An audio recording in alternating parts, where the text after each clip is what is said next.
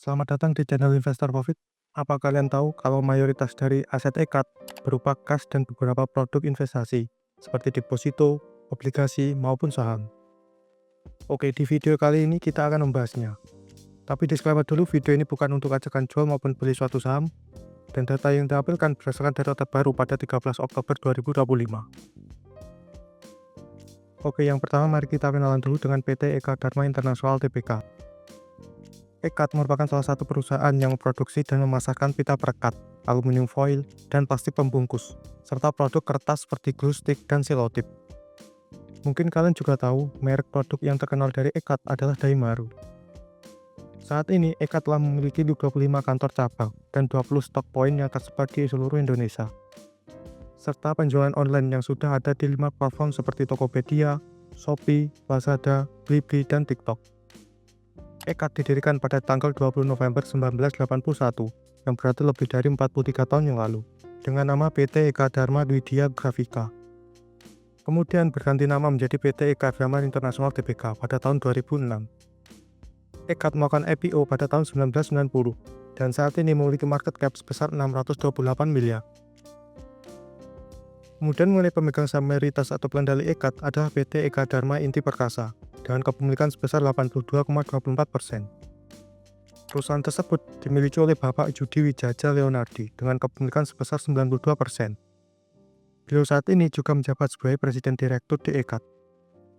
Jika kita lihat, PT Eka Dharma Inti Perkasa selaku pengendali EKAD terus menambah kepemilikan terhadap EKAD. Hal tersebut tercermin pada laporan kepemilikan saham. Pada awal tahun, PT Eka Dharma Inti Perkasa memiliki kepemilikan sebesar 82,07%, dan per September 2025 menjadi 82,24%. Artinya, dalam 9 bulan terakhir, PT Eka Dharma Inti Perkasa menambah kepemilikannya sebesar 5.830.900 lembar, atau 0,17%. Jika kita kalikan dengan harga saham EKAD dalam 9 bulan terakhir, yang berkisar di 164 sampai dengan 218 rupiah, maka PT Eka Dharma Inti Perkasa telah mengeluarkan biaya berkisar 956 juta sampai dengan 1,27 miliar rupiah. Kemudian pemegang saham EKAD lainnya adalah masyarakat atau publik sebesar 17,76%. Berdasarkan data historisnya dalam 4 tahun terakhir, aset EKAD mengalami peningkatan setiap tahunnya. Cuma di kuartal 2 2025 saat inilah mengalami penurunan sebesar 7,22 miliar atau 0,56% dibandingkan kuartal 4 2024. Penurunan tersebut dikarenakan turunnya liabilitas EKAD. Dan liabilitas EKAD saat ini merupakan yang terendah dalam 4 tahun terakhir. Liabilitas tersebut memiliki porsi 7,35% dari total aset. Kemudian ekuitas EKAD selalu naik dan bertumbuh setiap tahunnya. Dan ekuitas saat ini merupakan yang terbesar dalam 4 tahun terakhir. Ekuitas tersebut memiliki porsi sebesar 90,17% dari total aset.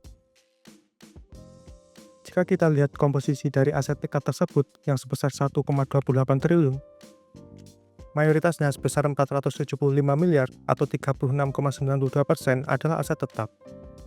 Terbesar kedua adalah investasi pada ekuitas sebesar 191 miliar atau 14,87%. Ketiga ada persediaan sebesar 175 miliar atau 13,64%. Kemudian keempat, investasi pada obligasi sebesar 163 miliar atau 12,69%. Kas dan setara kas 113 miliar atau 8,81%. Deposito berjangka 66,8 miliar atau 5,19%. Dan sisanya 101 miliar atau 7,88% adalah aset EKAD lainnya. Dan jika kita gabungkan seluruh kas dan aset investasi EKAD, maka akan sebesar 535 miliar atau 41,55% dari total aset. Hal tersebut sudah melampaui aset tetap yang hanya sebesar 475 miliar atau 36,92%. Jadi bisa dibilang, mayoritas aset EKAD adalah gabungan dari kas dan beberapa aset investasi. Bagaimana menurut pendapat kalian? Kenapa mayoritas dari aset EKAD bukan berasal dari aset untuk operasional bisnisnya? Kemudian yuk kita lihat bagian laporan laba rugi EKAD untuk melihat seberapa besar pendapatan dari investasi yang dilakukan EKAD terhadap laba yang diperoleh. Sebelum itu, kita akan lihat grafik penjualan dan laba EKAD dalam 4 tahun terakhir. Dapat dilihat, penjualan dan laba EKAD terus menurun setiap tahunnya. Cuma penjualan di tahun buku 2024 yang meningkat sedikit dibandingkan penjualan tahun buku 2023. Akan tetapi masih lebih rendah jika dibandingkan tahun buku 2021 dan 2022. Mungkin hal tersebutlah yang membuat penurunan harga saham EKAD dalam beberapa tahun terakhir. Bagaimana menurut pendapat kalian? Kemudian berdasarkan laporan keuangan EKAD kuartal 2 2025, penjualan beserta labanya mengalami penurunan dibandingkan kuartal 2 2024. Penjualan turun 2,46 miliar atau 0,97%, sedangkan labanya turun 19,8 miliar atau 47,91%. Penurunan laba yang besar dikarenakan meningkatnya beban pokok penjualan, beban usaha, dan beban operasi lain. Kembali ke topik pembahasan, seberapa besar pendapatan dari investasi yang dilakukan EKAD terhadap laba yang diperoleh?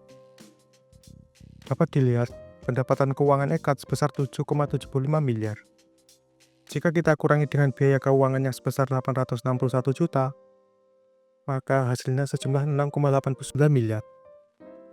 6,89 miliar tersebut merupakan 31,90% dari laba EKAD kuartal 2 2025. Jadi bisa dibilang, pendapatan keuangan EKAD tersebut berkontribusi sebesar sepertiga terhadap laba EKAD.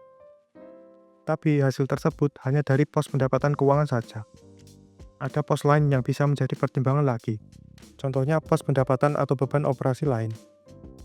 Pos tersebut berisi pendapatan dividen, keuntungan atau kerugian nilai dari instrumen investasi, dan lain-lain. Bagaimana menurut pendapat kalian mengenai mayoritas aset EKAD yang berupa gabungan beberapa aset investasi? Apakah EKAD sudah tidak bisa berekspansi lagi terhadap bisnis utamanya? Dan bagaimana menurut pendapat kalian mengenai penjualan dan laba EKAD yang mengalami penurunan dalam beberapa tahun terakhir, sehingga mempengaruhi harga sahamnya yang juga ikut turun? Yuk saling berdiskusi di kolom komentar. Oke, mungkin sekian video ini. Semoga menambah insight atau wawasan baru mengenai saham EKAD atau PT Eka Dharma International Tbk. Dan sampai jumpa lagi di video selanjutnya.